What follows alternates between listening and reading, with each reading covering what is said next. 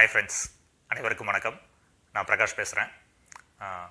இந்த வீடியோவில் நான் எதை பற்றி எக்ஸ்பிளைன் பண்ணியிருக்கேன்னா, எல்சி. அதாவது எல்சியில் முக்கியமான 2 எல்சி இருக்குது. ஒன்று இர்ரிவோக்கபிள் எல்சி, இன்னொன்று ரிவோக்கபிள் எல்சி. இது ரெண்டுக்கும் என்ன வித்தியாசம், எது சிறந்த எல்சி அப்படின்றத இந்த வீடியோவில் நான் எக்ஸ்பிளைன் பண்ணியிருக்கேன். அதாவது ஃபஸ்ட்டு சொன்னது இர்ரிவோக்கபிள் எல்சி.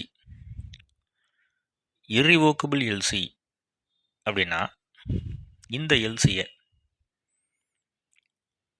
கேன்சல் பண்ண முடியாது. அதாவது உங்களுடைய இம்போர்ட்டர் அவங்க பேங்க் மூலமாக ஒரு எல்சி இஷ்யூ பண்ணியிருக்காங்க. இந்த எல்சியை யாருமே கேன்சல் பண்ண முடியாது. உங்களுக்கு இஷ்யூ பண்ண உங்களுடைய இம்போர்ட்டர்னால் அதை கேன்சல் பண்ண முடியாது. வேறு யாருனாலையும் பண்ண முடியாது. அப்போது ஒன்ஸ் இர்ரிவோக்கபிள் எல்சி உங்களுக்கு இஷ்யூ பண்ணிட்டாங்க அப்படின்னா, நீங்கள் தைரியமாக இருக்கலாம். இந்த எல்சி கேன்சல் பண்ண முடியாத எல்சி அப்படிங்கிறத நீங்கள் அண்டர்ஸ்டாண்ட் பண்ணிக்கலாம். அது தவிர இந்த எல்சியை மாடிஃபையும் பண்ண முடியாது. அதாவது அதில் போட்டிருக்கிற அந்த டேர்ம்ஸ் அண்ட் கண்டிஷன்ஸை மாடிஃபையும் பண்ண முடியாது. 3வது முக்கியமான பாயிண்ட்டு, பேங்க்கு முழு பொறுப்பையும் எடுத்துக்கிறாங்க.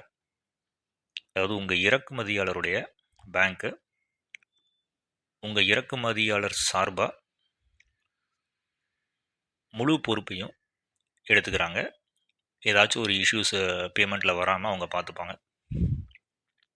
இதுதான் இர்ரிவோக்கபிள் எல்சி அப்படின்றது. 2வது ரிவோக்கபிள் எல்சி. ரிவோக்கபிள் எல்சின்னா அதை யாருனாலும் கேன்சல் பண்ணலாம். யாருனாலும்னா உங்களுடைய இறக்குமதியாளர் நினச்சாருன்னா அந்த எல்சியை அவர் உங்கள்கிட்ட முதல்ல இஷ்யூ பண்ணிவிட்டு, அதாவது பேங்க்குக்கு வந்துடும், எல்சி வந்துடும். நீங்கள் ரிவோக்கபிள் எல்சி வந்திருக்குன்னு சொல்லிட்டு நீங்கள் ஆர்டர்லாம் ரெடி பண்ண ஆரம்பிப்பீங்க. ப்ரொடக்ஷன் நடந்துகிட்டு இருக்கும்போதே, நீங்கள் ஆர்டரை ரெடி பண்ணிகிட்டு இருக்கும்போது திடீர்னு உங்களுடைய இம்போர்ட்டர் நினச்சா என்ன பண்ண முடியும்னா கேன்சல் பண்ண முடியும். அப்படி அவர் கேன்சல் பண்ணிட்டாருன்னா நீங்கள் ஒரு பணம் போட்டு ப்ரொடக்ஷன் பண்ணிகிட்ருப்பீங்க, அது எல்லாமே வேஸ்ட்டாக போயிடும். அதனால் இந்த மாதிரி எல்சி அக்செப்ட் பண்ணக்கூடாது. அதே மாதிரி இந்த எல்சியை மாடிஃபையும் பண்ண முடியும். உங்களுடைய இறக்குமதியாளர் இந்த எல்சியை மாடிஃபை பண்ணிடுவார். அதனால் இந்த எல்சியை நீங்கள் எடுத்துக்கக்கூடாது, அக்செப்ட் பண்ணக்கூடாது. 3வது டிஸ்அட்வான்டேஜ் என்னென்னா, பேங்க்கு இந்த டைப் ஆஃப் எல்சிக்கு பொறுப்பு எடுத்துக்கிடாது. எப்போன்னா இந்த எல்சியை கேன்சல் பண்ணிட்டாங்கன்னா. இந்த எல்சியை கேன்சல் பண்ணாத வரைக்கும் பேங்க் ரெஸ்பான்சிபிளாக இருக்கும். ஒன்ஸ் இந்த எல்சியை கேன்சல் பண்ணிட்டாங்கன்னா பேங்க் அதுக்கப்புறமா எந்த பொறுப்பும் எடுத்துக்கிட மாட்டாங்க, வெளிநாட்டு பேங்க்கு. அப்போது இந்த 2 டைப் ஆஃப் எல்சியில் நீங்கள் என்ன எல்சி சூஸ் பண்ணணும்னு இப்போ உங்களுக்கே தெரிஞ்சிருக்கும். இர்ரிவோக்கபிள் எல்சி அதுதான் சூஸ் பண்ணணும்.